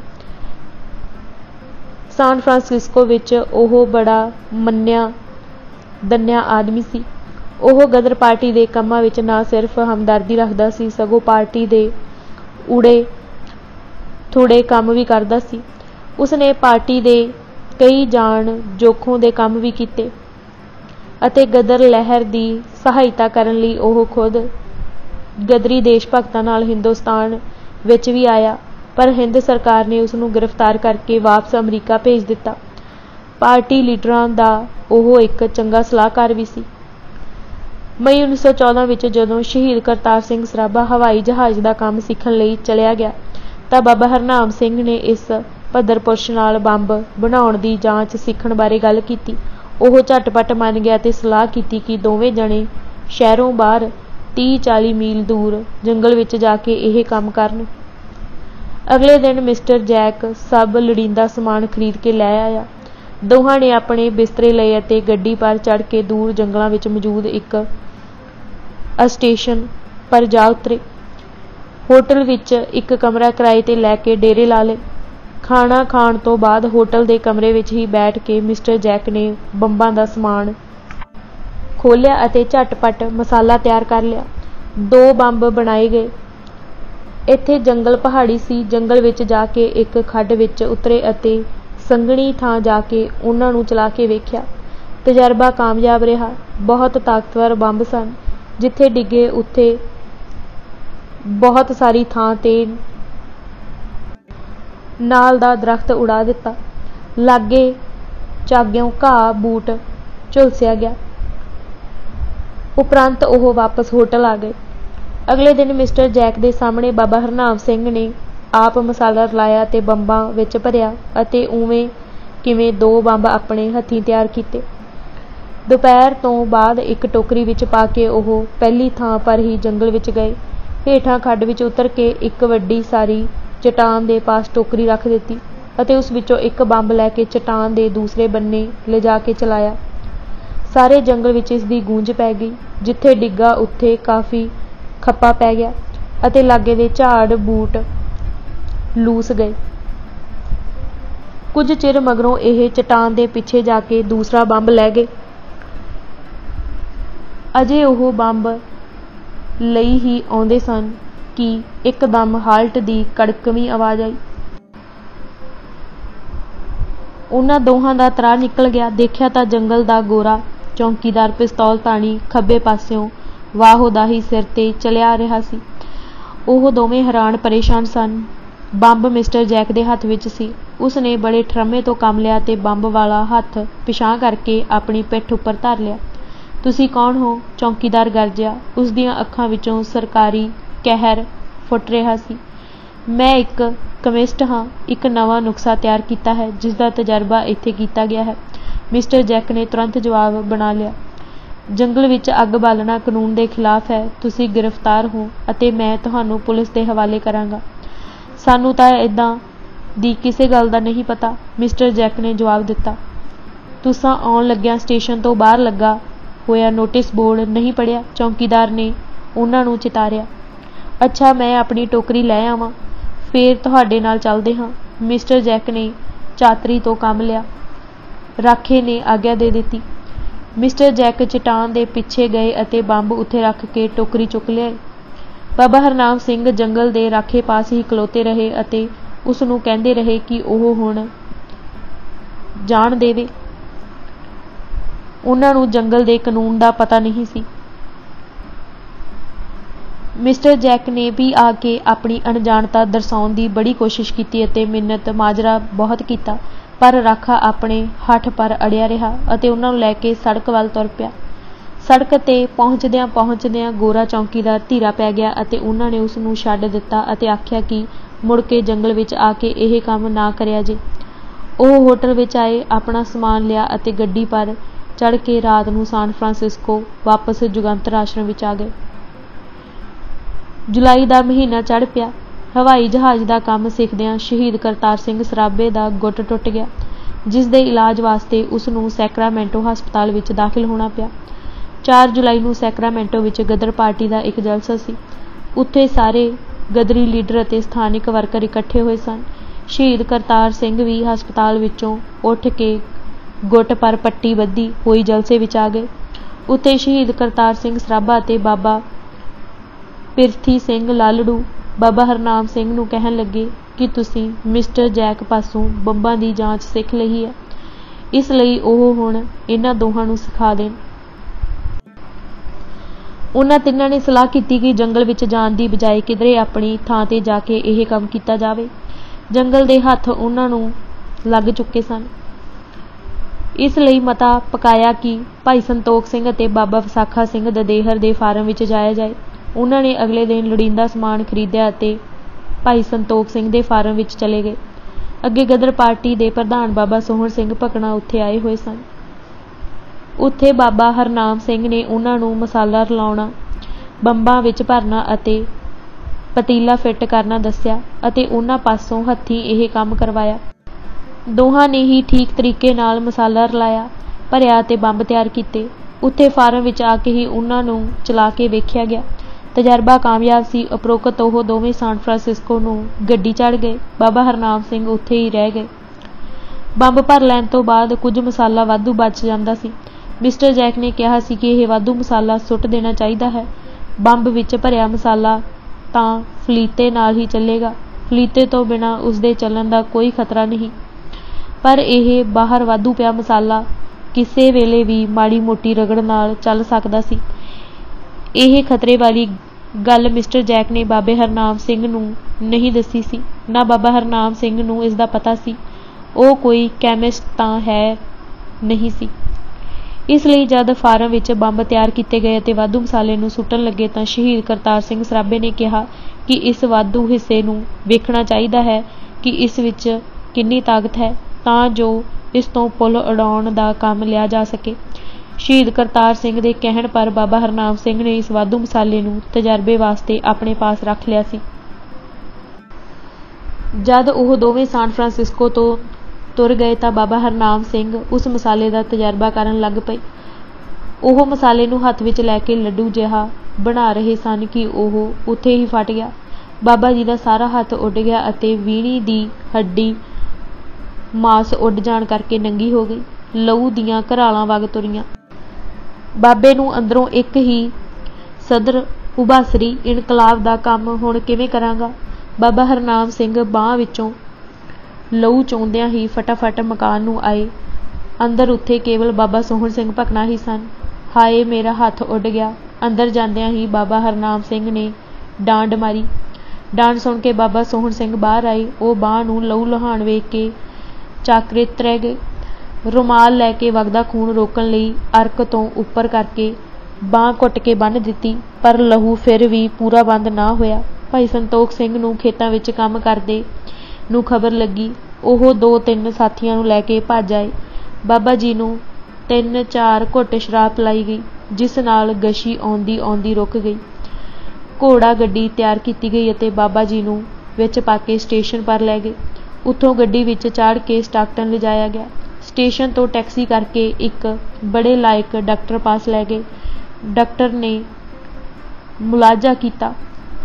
उसने शहर दे 5-4 होर डॉक्टर सद्दे अते उन्हां नाल भी सलाह की। सलाह मशवरे तो बाद बांह वढ देण दा फैसला होया। शीशी सुंघा के रात दे 10 वजे अरकों हेठां बाबा जी दी बांह वढ सुट्टी।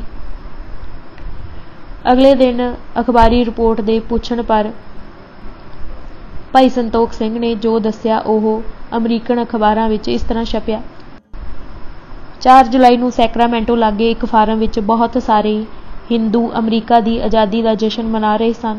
ਆਤਿਸ਼ਬਾਜ਼ੀ ਅਤੇ ਪਟਾਕੇ ਚਲਾਏ ਗਏ। ਇੱਕ ਪਟਾਕਾ ਮੁਹੰਮਦ ਦੀਨ ਹਿੰਦੂ ਦੇ ਹੱਥ ਵਿੱਚ ਹੀ ਚੱਲ ਗਿਆ, ਜਿਸ ਨਾਲ ਉਸ ਦਾ ਹੱਥ ਉੱਡ ਗਿਆ। ਹਸਪਤਾਲ ਵਿੱਚ ਮਰੀਜ਼ ਦਾ ਨਾਂ ਮੁਹੰਮਦ ਦੀਨ ਹੀ ਲਿਖਾਇਆ ਗਿਆ ਸੀ। ਬਾਬਾ ਹਰਨਾਮ ਸਿੰਘ ਇਸ ਤਰ੍ਹਾਂ ਆਪਣੇ ਦੇਸ਼ ਦੀ ਗੁਲਾਮੀ ਦੇ ਸੰਗਲ ਕੱਟਣ ਦੀਆਂ ਤਿਆਰੀਆਂ ਸਿੱਖਣ ਵਿੱਚ ਆਪਣੀ ਬਾਂਹ ਗਵਾ ਬੈਠੇ ਅਤੇ ਟੁੰਡੇ ਹੋ ਗਏ, ਪਰ ਇਨਕਲਾਬੀ ਘੋਲ ਤੋਂ ਪੈਰ ਪਿੱਛੇ ਨਾ ਪਾਇਆ। ਉਸ ਦਿਨ ਤੋਂ ਲੈ ਕੇ ਉਹਨਾਂ ਦੇ ਸਾਥੀ ਉਹਨਾਂ ਨੂੰ ਟੁੰਡੀ ਲਾਟ ਕਹਿੰਦੇ ਅਤੇ ਲਿਖਦੇ ਹਨ। ਕਾਮਾਗਾਟਾ ਮਾਰੂ ਕਾਂਡ। 9 ਮਈ 1910 ਨੂੰ ਕੈਨੇਡਾ ਸਰਕਾਰ ਨੇ ਇੱਕ ਕਾਨੂੰਨ ਘੜਿਆ, ਜਿਸ ਵਿੱਚ ਇਹ ਸ਼ਰਤ ਰੱਖੀ ਗਈ ਕਿ ਅਗਾਹਾਂ ਨੂੰ ਉਹ ਆਦਮੀ ਹੀ ਕੈਨੇਡਾ ਵਿੱਚ ਉਤਰ ਸਕੇਗਾ ਜੋ ਆਪਣੇ ਦੇਸ਼ ਤੋਂ ਜਹਾਜ਼ ਚੜ੍ਹ ਕੇ ਸਿੱਧਾ ਕੈਨੇਡਾ ਪੁੱਜੇਗਾ। ਉਸ ਵੇਲੇ ਹਿੰਦੁਸਤਾਨ ਤੋਂ ਕੋਈ ਵੀ ਸਿੱਧਾ ਜਹਾਜ਼ ਕੈਨੇਡਾ ਨੂੰ ਨਹੀਂ ਚੱਲਦਾ ਸੀ। ਕੈਨੇਡਾ ਸਰਕਾਰ ਦੀ ਇਸ ਕੁਟਲ ਚਾਲ ਨੂੰ ਫੇਲ ਕਰਨ ਲਈ ਭਾਈ ਗੁਰਦਿੱਤ ਸਿੰਘ ਨਾਮੀ ਵਪਾਰੀ ਨੇ ਜਾਪਾਨ ਦੀ ਇੱਕ ਕੰਪਨੀ ਕੋਲੋਂ ਕਾਮਾਗਾਟਾ ਮਾਰੂ ਨਾਂ ਦਾ ਮਾਲ ਢੋਣ ਵਾਲਾ ਜਹਾਜ਼ ਕਿਰਾਏ ਉੱਤੇ ਲੈ ਲਿਆ। ਉਹਨਾਂ ਨੇ ਕਲਕੱਤਾ ਵਿਖੇ ਆਪਣੀ ਗੁਰੂ ਨਾਨਕ ਸਟੀਮਸ਼ਿਪ ਕੰਪਨੀ ਖੋਲ੍ਹੀ ਅਤੇ ਕਾਮਾਗਾਟਾ ਮਾਰੂ ਦਾ ਨਾਂ ਬਦਲ ਕੇ ਗੁਰੂ ਨਾਨਕ ਜਹਾਜ਼ ਕਰ ਦਿੱਤਾ। ਕੈਨੇਡਾ ਸਰਕਾਰ ਦੀ ਸ਼ਰਤ ਪੂਰੀ ਕਰਨ ਲਈ ਇਸ ਜਹਾਜ਼ ਨੂੰ ਕਲਕੱਤੇ ਤੋਂ ਤੋਰਨ ਦੀ ਵਿਉਂਤ ਬਣਾਈ ਗਈ, ਪਰ ਭਾਰਤ ਸਰਕਾਰ ਨੇ ਭਾਈ ਗੁਰਦਿੱਤ ਸਿੰਘ ਨੂੰ ਕਲਕੱਤੇ ਤੋਂ ਮੁਸਾਫਿਰ ਨਾ ਲੈਣ ਦਿੱਤੇ। ਹਾਰ ਕੇ ਜਹਾਜ਼ ਹਾਂਗਕਾਂਗ ਤੋਂ ਤੋਰਨਾ ਪਿਆ। 2 ਅਪ੍ਰੈਲ ਨੂੰ ਹਾਂਗਕਾਂਗ ਦੇ ਘਾਟ ਉੱਤੇ ਅਖੰਡ ਪਾਠ ਆਰੰਭ ਕੀਤਾ ਗਿਆ ਅਤੇ 4 ਅਪ੍ਰੈਲ ਨੂੰ ਅਖੰਡ ਪਾਠ ਦੀ ਸਮਾਪਤੀ ਅਤੇ ਅਰਦਾਸ ਹੋਈ ਅਤੇ ਜਹਾਜ਼ ਦਾ ਨਾਂ ਗੁਰੂ ਨਾਨਕ ਜਹਾਜ਼ ਰੱਖਣ ਦੀ ਰਸਮ ਪੂਰੀ ਕੀਤੀ ਗਈ। ਅਰਦਾਸ ਉਪਰੰਤ ਗੁਰੂ ਨਾਨਕ ਜਹਾਜ਼ 60 ਮੁਸਾਫਿਰ ਲੈ ਕੇ ਹਾਂਗਕਾਂਗ ਤੋਂ ਰਵਾਨਾ ਹੋਇਆ। ਜਹਾਜ਼ ਅੰਦਰ ਪੂਰਨ ਗੁਰਮਰਿਆਦਾ ਅਨੁਸਾਰ ਗੁਰੂ ਗ੍ਰੰਥ ਸਾਹਿਬ ਜੀ ਦਾ ਪ੍ਰਕਾਸ਼ ਕੀਤਾ ਗਿਆ ਅਤੇ ਆਰਜੀ ਤੌਰ ਤੇ ਗੁਰਦੁਆਰਾ ਵੀ ਸਥਾਪਿਤ ਕੀਤਾ ਗਿਆ ਸੀ। ਹਾਂਗਕਾਂਗ ਤੋਂ ਚੱਲ ਕੇ ਪਹਿਲਾਂ ਸ਼ੰਘਾਈ ਅਤੇ ਫਿਰ ਜਾਪਾਨ ਦੇ ਮੋਜੀ ਅਤੇ ਯੋਕੋਹਾਮਾ ਘਾਟਾਂ ਤੋਂ ਹੋਰ ਮੁਸਾਫਿਰ ਲਏ ਗਏ। 2 ਮਈ ਨੂੰ ਇਹ ਜਹਾਜ਼ ਕੁੱਲ 376 ਮੁਸਾਫਿਰ ਲੈ ਕੇ ਯੋਕੋਹਾਮਾ ਤੋਂ ਕੈਨੇਡਾ ਲਈ ਚੱਲ ਪਿਆ। ਵਿਕਟੋਰੀਆ ਹੁੰਦਾ ਇਹ 23 ਮਈ ਨੂੰ ਵੈਨਕੂਵਰ ਦੇ ਪਾਣੀਆਂ ਵਿੱਚ ਪਹੁੰਚ ਗਿਆ, ਪਰ ਕੈਨੇਡਾ ਸਰਕਾਰ ਨੇ ਜਹਾਜ਼ ਨੂੰ ਪੱਤਣ ਉੱਤੇ ਨਾ ਲੱਗਣ ਦਿੱਤਾ। ਜਹਾਜ਼ ਨੂੰ ਚਾਰੇ ਪਾਸਿਓਂ ਪੁਲਿਸ ਨੇ ਘੇਰ ਲਿਆ। ਜਹਾਜ਼ ਵਿੱਚੋਂ ਨਾ ਕੋਈ ਬੰਦਾ ਉਤਰਨ ਦਿੱਤਾ ਅਤੇ ਨਾ ਕੋਈ ਖਾਣ ਪੀਣ ਦੀ ਵਸਤ ਜਹਾਜ਼ ਉੱਤੇ ਜਾਣ ਦਿੱਤੀ। ਇਸ ਤਰ੍ਹਾਂ ਮੁਸਾਫਰਾਂ ਦਾ ਅੰਨ ਪਾਣੀ ਮੁੱਕਣ ਲੱਗਾ। ਕੈਨੇਡਾ ਸਰਕਾਰ ਦੇ ਇਸ ਜ਼ੁਲਮੀ ਵਤੀਰੇ ਵਿਰੁੱਧ ਮੁਸਾਫਰਾਂ ਅਤੇ ਵੈਨਕੂਵਰ ਦੇ ਭਾਰਤੀ ਵਾਸੀਆਂ ਵਿੱਚ ਬੜਾ ਰੋਸ ਜਾਗਿਆ। ਭਾਰਤੀ ਵਾਸੀਆਂ ਨੇ ਕਾਨੂੰਨੀ ਲੜਾਈ ਲੜਨ ਲਈ ਵਕੀਲ ਕੀਤੇ, ਜਿਨ੍ਹਾਂ ਨੇ ਇਮੀਗ੍ਰੇਸ਼ਨ ਮਹਿਕਮੇ ਅਤੇ ਹੋਰ ਸੰਬੰਧਿਤ ਸਰਕਾਰੀ ਅਫਸਰਾਂ ਨਾਲ ਗੱਲਬਾਤ ਚਲਾਈ, ਪਰ ਪੂਰੀ ਵਾਹ ਲਾਉਣ ਦੇ ਬਾਵਜੂਦ ਵਕੀਲਾਂ ਦਾ ਕੋਈ ਚਾਰਾ ਨਾ ਚੱਲਿਆ। ਕੈਨੇਡਾ ਸਰਕਾਰ ਦੇ ਇਸ ਅਣਿਆਈ ਸਲੂਕ ਨੇ ਮੁਸਾਫਿਰਾਂ ਦਾ ਬੁਰਾ ਹਾਲ ਕਰ ਦਿੱਤਾ। ਉਹਨਾਂ ਦਾ ਖਾਣ ਪੀਣ ਦਾ ਸਮਾਨ ਸਮਾਪਤ ਹੋ ਗਿਆ।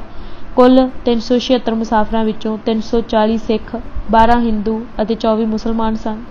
ਜਹਾਜ਼ ਅੰਦਰ ਆਰਜੀ ਤੌਰ ਤੇ ਗੁਰਦੁਆਰਾ ਅਤੇ ਮਸੀਤ ਬਣਾਈ ਗਈ ਸੀ। ਮੁਸਾਫਰਾਂ ਦੀ ਧਾਰਮਿਕ ਨਿਸ਼ਠਾ ਨੇ ਉਹਨਾਂ ਨੂੰ ਲਗਾਤਾਰ ਚੜ੍ਹਦੀ ਕਲਾ ਵਿੱਚ ਰੱਖਿਆ। ਭਾਰਤੀ ਮੁਸਾਫਰਾਂ ਨਾਲ ਅੰਗਰੇਜ਼ੀ ਸਾਮਰਾਜ ਦੇ ਦੁਸ਼ਮਣੀ ਭਰੇ ਵਰਤਾਓ ਦੇ ਖਿਲਾਫ ਕੈਨੇਡਾ ਅਤੇ ਅਮਰੀਕਾ ਦੇ ਹਿੰਦੀਆਂ ਵਿੱਚ ਭਾਰੀ ਗੁੱਸਾ ਪੈਦਾ ਹੋਇਆ। ਵਿਕਟੋਰੀਆ ਅਤੇ ਵੈਨਕੂਵਰ ਦੇ ਗੁਰਦੁਆਰਿਆਂ ਵਿੱਚ ਹਰ ਰੋਜ਼ ਦੀਵਾਨ ਸਜਦੇ ਅਤੇ ਸਰਕਾਰ ਦੇ ਜ਼ੁਲਮੀ ਵਤੀਰੇ ਦੀ ਗੁਸੈਲੇ ਸ਼ਬਦਾਂ ਵਿੱਚ ਨਿੰਦਿਆ ਕੀਤੀ ਜਾਂਦੀ। ਅਮਰੀਕਾ ਅੰਦਰ ਗਦਰ ਪਾਰਟੀ ਨੇ ਇਸ ਮਸਲੇ ਦੇ ਪ੍ਰਚਾਰ ਦੀ ਜ਼ੋਰਦਾਰ ਮੁਹਿੰਮ ਚਲਾਈ। ਇਸ ਬਾਰੇ ਗਦਰ ਅਖਬਾਰ ਦਾ ਵਿਸ਼ੇਸ਼ ਅੰਕ ਕੱਢਿਆ ਗਿਆ। ਗਦਰ ਪਾਰਟੀ ਦੇ ਆਗੂਆਂ ਅੰਦਰ ਪਾਣੀਆਂ ਵਿੱਚ ਘਿਰੇ ਬੇਵੱਸ ਮੁਸਾਫਰਾਂ ਕੋਲ ਕਿਸੇ ਨਾ ਕਿਸੇ ਢੰਗ ਨਾਲ ਹਥਿਆਰ ਪਹੁੰਚਾਉਣ ਬਾਰੇ ਵੀ ਵਿਚਾਰ ਚਰਚਾ ਹੋਈ, ਤਾਂ ਜੋ ਉਹ ਲੋੜ ਪੈਣ ਤੇ ਕੈਨੇਡੀਅਨ ਪੁਲਿਸ ਦੇ ਹਮਲੇ ਦਾ ਕਰਾਰਾ ਜਵਾਬ ਦੇ ਸਕਣ। ਭਾਈ ਕਰਤਾਰ ਸਿੰਘ ਸਰਾਭਾ ਦੇ ਮਨ ਅੰਦਰ ਕਾਮਾਗਾਟਾ ਮਾਰੂ ਜਹਾਜ਼ ਉੱਤੇ ਹਵਾਈ ਜਹਾਜ਼ ਦੇ ਜ਼ਰੀਏ ਹਥਿਆਰ ਸੁੱਟਣ ਦਾ ਮਾਰਕੇਬਾਜ਼ ਖਿਆਲ ਵੀ ਆਇਆ। ਭਾਰਤ ਅੰਦਰ ਖਾਸ ਕਰਕੇ ਪੰਜਾਬ ਵਿੱਚ ਵੀ ਅੰਗਰੇਜ਼ੀ ਸਰਕਾਰ ਦੀ ਇਸ ਹਨੇਰਗਰਦੀ ਖਿਲਾਫ ਵਿਆਪਕ ਰੋਹ ਪੈਦਾ ਹੋਇਆ। ਪੰਜਾਬ ਦੇ ਬਹੁਤ ਸਾਰੇ ਸ਼ਹਿਰਾਂ ਅੰਦਰ ਵੱਡੇ ਇਕੱਠ ਕਰਕੇ ਅੰਗਰੇਜ਼ ਸਰਕਾਰ ਦੇ ਜ਼ੁਲਮੀ ਵਤੀਰੇ ਵਿਰੁੱਧ ਰੋਸ ਮਤੇ ਪਾਏ ਗਏ, ਪਰ ਅੰਗਰੇਜ਼ ਸਰਕਾਰ ਨੇ ਲੋਕਾਂ ਦੇ ਇਸ ਹੱਕੀ ਰੋਸ ਅੱਗੇ ਝੁਕਣ ਤੋਂ ਇਨਕਾਰ ਕਰ ਦਿੱਤਾ। ਅਖੀਰ ਵਿੱਚ ਕੋਈ ਚਾਰਾ ਚੱਲਦਾ ਨਾ ਦੇਖ ਕੇ 23 ਜੁਲਾਈ ਨੂੰ ਜਹਾਜ਼ ਨੂੰ ਵੈਨਕੂਵਰ ਤੋਂ ਮੁੜਨ ਲਈ ਮਜਬੂਰ ਹੋਣਾ ਪਿਆ। ਇਸ ਨਾਲ ਅਮਰੀਕਾ ਅਤੇ ਕੈਨੇਡਾ ਦੇ ਭਾਰਤੀ ਵਾਸੀਆਂ ਦੇ ਨਾਲ ਹੀ ਪੰਜਾਬ ਦੇ ਲੋਕਾਂ ਅੰਦਰ ਵੀ ਅੰਗਰੇਜ਼ ਸਰਕਾਰ ਵਿਰੁੱਧ ਗੁੱਸੇ ਦੀ ਪ੍ਰਚੰਡ ਲਹਿਰ ਫੈਲ ਗਈ। ਜਦੋਂ ਗੁਰੂ ਨਾਨਕ ਜਹਾਜ਼ ਦੇ ਵੈਨਕੂਵਰ ਤੋਂ ਵਾਪਸ ਹਿੰਦੁਸਤਾਨ ਨੂੰ ਚੱਲ ਪੈਣ ਦੀ ਖਬਰ ਅਮਰੀਕਾ ਅੰਦਰ ਗਦਰ ਪਾਰਟੀ ਦੇ ਆਗੂਆਂ ਕੋਲ ਪਹੁੰਚੀ ਤਾਂ ਪਾਰਟੀ ਦੇ ਗੁਪਤ ਕਮਿਸ਼ਨ ਅਤੇ ਪ੍ਰਬੰਧਕੀ ਕਮੇਟੀ ਦੀ ਫੌਰੀ ਵਿਸ਼ੇਸ਼ ਮੀਟਿੰਗ ਬੁਲਾਈ ਗਈ। ਮੀਟਿੰਗ ਵਿੱਚ ਸਮੁੱਚੇ ਹਾਲਾਤ ਉੱਤੇ ਡੂੰਘੀ ਵਿਚਾਰ ਹੋਈ। ਕਾਮਾਗਾਟਾ ਮਾਰੂ ਦੀ ਘਟਨਾ ਤੋਂ ਪਹਿਲਾਂ ਹੀ ਪਾਰਟੀ ਦੇ ਗੁਪਤ ਕਮਿਸ਼ਨ ਦਾ ਸੰਸਾਰ ਦੇ ਰਾਜਸੀ ਹਾਲਤਾਂ ਬਾਰੇ ਇਹ ਜਾਇਜ਼ਾ ਬਣਾਇਆ ਗਿਆ ਕਿ ਸੰਸਾਰ ਜੰਗ ਉਮੀਦ ਨਾਲੋਂ ਪਹਿਲਾਂ ਛਿੜ ਸਕਦੀ ਹੈ, ਜਿਸ ਕਰਕੇ ਭਾਰਤ ਅੰਦਰ ਗਦਰ ਦੀਆਂ ਤਿਆਰੀਆਂ ਤੇਜ਼ ਕਰਨ ਲਈ ਅਮਰੀਕਾ ਤੋਂ ਪਾਰਟੀ ਦੇ ਇੱਕ ਸਿਆਣੇ ਅਤੇ ਤਜਰਬੇਕਾਰ ਆਗੂ ਨੂੰ ਹਿੰਦੁਸਤਾਨ ਚਲੇ ਜਾਣਾ ਚਾਹੀਦਾ ਹੈ ਅਤੇ ਉੱਥੇ ਜਾ ਕੇ ਪਾਰਟੀ ਦਾ ਆਧਾਰ ਅਤੇ ਢਾਂਚਾ ਸਿਰਜਣ ਲਈ ਲੋੜੀਂਦੇ ਕਦਮ ਚੁੱਕਣੇ ਚਾਹੀਦੇ ਹਨ। ਪਰ ਜਿਉਂ ਹੀ ਕਾਮਾਗਾਟਾ ਮਾਰੂ ਜਹਾਜ਼ ਦੇ ਵੈਨਕੂਵਰ ਤੋਂ ਵਾਪਸ ਚੱਲ ਪੈਣ ਦਾ ਪਤਾ ਚੱਲਿਆ ਤਾਂ ਇਸ ਫੈਸਲੇ ਉੱਤੇ ਤੁਰੰਤ ਅਮਲ ਕਰਨ ਦਾ ਫੈਸਲਾ ਹੋਇਆ। ਬਾਬਾ ਸੋਹਣ ਸਿੰਘ ਭਕਨਾ ਮੁਤਾਬਕ ਪ੍ਰਬੰਧਕ ਕਮੇਟੀ ਅੰਦਰ ਇਸ ਬਾਰੇ ਅਸੂਲੀ ਤੌਰ ਤੇ ਹੀ ਫੈਸਲਾ ਹੋਇਆ ਸੀ। ਇਸ ਫੈਸਲੇ ਨੂੰ ਅਮਲ ਵਿੱਚ ਲਿਆਉਣ ਦਾ ਕਾਰਜ ਗੁਪਤ ਕਮਿਸ਼ਨ ਨੂੰ ਸੌਂਪਿਆ ਗਿਆ ਸੀ। ਗੁਪਤ ਕਮਿਸ਼ਨ ਨੇ ਇਸ ਕਾਰਜ ਲਈ ਬਾਬਾ ਸੋਹਣ ਸਿੰਘ ਭਕਨਾ ਦੀ ਚੋਣ ਕੀਤੀ। ਉਹਨਾਂ ਨੂੰ ਆਦੇਸ਼ ਦਿੱਤਾ ਕਿ ਉਹ ਅਮਰੀਕਾ ਤੋਂ ਫੌਰੀ ਰਵਾਨਾ ਹੋ ਜਾਣ ਅਤੇ ਯੋਕੋਹਾਮਾ ਜਾ ਕੇ ਵੈਨਕੂਵਰ ਤੋਂ ਭਾਰਤ ਨੂੰ ਮੁੜ ਰਹੇ ਕਾਮਾਗਾਟਾ ਮਾਰੂ ਜਹਾਜ਼ ਨਾਲ ਸੰਪਰਕ ਕਰਨ ਤਾਂ ਜੋ ਉਸ ਅਭਾਗੇ ਜਹਾਜ਼ ਦੇ ਮੁਸਾਫਰਾਂ ਦੇ ਦਿਲਾਂ ਅੰਦਰ ਅੰਗਰੇਜ਼ੀ ਸਾਮਰਾਜ ਵਿਰੁੱਧ ਪੈਦਾ ਹੋਏ ਰੋਹ ਨੂੰ ਗਦਰ ਦੇ ਪੱਖ ਵਿੱਚ ਢਾਲਿਆ ਜਾ ਸਕੇ। ਬਾਬਾ ਭਕਨਾ ਦੇ ਸ਼ਬਦਾਂ ਵਿੱਚ, ਮੈਨੂੰ ਹੁਕਮ ਹੋਇਆ ਕਿ ਗੁਪਤ ਕਮਿਸ਼ਨ ਦੇ ਮੈਂਬਰ ਦੇ ਤੌਰ ਤੇ ਮੈਂ ਯੋਕੋਹਾਮਾ ਜਾ ਕੇ ਦੇਸ਼ ਵੱਲ ਮੁੜ ਰਹੇ ਕਾਮਾਗਾਟਾ ਮਾਰੂ ਜਹਾਜ਼ ਨਾਲ ਸੰਬੰਧ ਸਥਾਪਿਤ ਕਰਾਂ, ਉਹਨਾਂ ਨੂੰ ਹਥਿਆਰਾਂ ਦੀਆਂ ਪੇਟੀਆਂ ਪਹੁੰਚਾਵਾਂ ਅਤੇ ਫਿਰ ਹੋਰ ਦੇਸ਼ਾਂ ਵਿੱਚ ਘੁੰਮਦਾ ਘੁਮਾਉਂਦਾ ਭਾਰਤ ਜਾ ਕੇ ਗਦਰ ਲਹਿਰ ਨੂੰ ਜਥੇਬੰਦ ਕਰਾਂ। ਬਾਬਾ ਭਕਨਾ ਜੀ ਦੇ ਹੱਥ ਜਿਹੜੇ ਹਥਿਆਰ ਭੇਜਣੇ ਸਨ ਉਹਨਾਂ ਦਾ ਇੰਤਜ਼ਾਮ ਕਰਨ ਲਈ ਭਾਈ ਕਰਤਾਰ ਸਿੰਘ ਸਰਾਭਾ ਅਤੇ ਭਾਈ ਭਗਵਾਨ ਸਿੰਘ ਦੀ ਡਿਊਟੀ ਲਾਈ ਗਈ। ਅਮਰੀਕਾ ਅੰਦਰ ਹਥਿਆਰ ਬਾਜ਼ਾਰ ਵਿੱਚੋਂ ਸੌਖੇ ਹੀ ਮਿਲ ਜਾਂਦੇ ਸਨ, ਪਰ ਇਹਨਾਂ ਨੂੰ ਦੇਸ਼ ਤੋਂ ਬਾਹਰ ਲੈ ਕੇ ਜਾਣਾ ਖਤਰੇ ਤੋਂ ਖਾਲੀ ਨਹੀਂ ਸੀ। ਇਸ ਵਾਸਤੇ ਕਰਤਾਰ ਸਿੰਘ ਸਰਾਭਾ ਨੇ ਇੱਕ ਤਰਕੀਬ ਕੱਢੀ ਕਿ ਬਾਬਾ ਜੀ ਜੇਕਰ ਆਮ ਦਰਜੇ ਵਿੱਚ ਸਫ਼ਰ ਕਰਨ ਦੀ ਥਾਂ ਵਿਸ਼ੇਸ਼ ਦਰਜੇ ਵਿੱਚ ਸਫ਼ਰ ਕਰਨ ਤਾਂ ਤਲਾਸ਼ੀ ਦੀ ਸੰਭਾਵਨਾ ਘੱਟ ਹੋਵੇਗੀ। ਇਸ ਕਰਕੇ ਕਰਤਾਰ ਸਿੰਘ ਸਰਾਭਾ ਨੇ ਬਾਬਾ ਜੀ ਲਈ ਜਹਾਜ਼ ਦਾ ਵਿਸ਼ੇਸ਼ ਕਮਰਾ ਰਿਜ਼ਰਵ ਕਰਵਾ ਦਿੱਤਾ। ਉਸ ਨੇ ਭਾਈ ਭਗਵਾਨ ਸਿੰਘ ਨਾਲ ਰਲ ਕੇ ਸਾਨ ਫਰਾਂਸਿਸਕੋ ਦੇ ਬਾਜ਼ਾਰ ਵਿੱਚੋਂ 200 ਪਿਸਤੌਲਾਂ ਅਤੇ 2000 ਕਾਰਤੂਸ ਖਰੀਦੇ ਅਤੇ ਇਹਨਾਂ ਨੂੰ 2 ਪੇਟੀਆਂ ਵਿੱਚ ਬੰਦ ਕਰਕੇ ਜਹਾਜ਼ ਦੇ ਚੱਲਣ ਤੋਂ 1 ਘੰਟਾ ਪਹਿਲਾਂ ਪੂਰੀ ਸਾਵਧਾਨੀ ਨਾਲ ਹਥਿਆਰਾਂ ਦੀਆਂ ਪੇਟੀਆਂ ਕਮਰੇ ਵਿੱਚ ਲਿਜਾ ਰੱਖੀਆਂ ਅਤੇ ਕਮਰੇ ਨੂੰ ਜਿੰਦਾ ਲਾ ਕੇ ਚਾਬੀਆਂ ਬਾਬਾ ਜੀ ਦੇ ਸਪੁਰਦ ਕਰ ਦਿੱਤੀਆਂ। ਬਾਬਾ ਜੀ ਚਾਬੀਆਂ ਲੈ ਕੇ ਸੂਈਆ ਏਜੰਸੀਆਂ ਤੋਂ ਅੱਖ ਬਚਾ ਕੇ 21 ਜੁਲਾਈ 1914 ਨੂੰ ਜਹਾਜ਼ ਦੇ ਚੱਲਣ ਤੋਂ ਸਿਰਫ 15 ਕੁ ਮਿੰਟ ਪਹਿਲਾਂ ਚੁੱਪ-ਚਪੀਤੇ ਜਹਾਜ਼ ਵਿੱਚ ਸਵਾਰ ਹੋ ਗਏ। ਅੱਜ ਅਸੀਂ ਤੂਫਾਨਾਂ ਦਾ ਸ਼ਾਹ ਸਵਾਰ ਸ਼ਹੀਦ ਕਰਤਾਰ ਸਿੰਘ ਸਰਾਭਾ ਕਿਤਾਬ ਦੇ 171 ਪੰਨੇ ਪੜ੍ਹ ਚੁੱਕੇ ਹਾਂ। ਬਾਕੀ ਦੀ ਕਿਤਾਬ ਅਸੀਂ ਅਗਲੇ ਭਾਗ ਵਿੱਚ ਪੜ੍ਹਾਂਗੇ। ਵਾਹਿਗੁਰੂ ਜੀ ਕਾ ਖਾਲਸਾ, ਵਾਹਿਗੁਰੂ ਜੀ ਕੀ ਫਤਿਹ।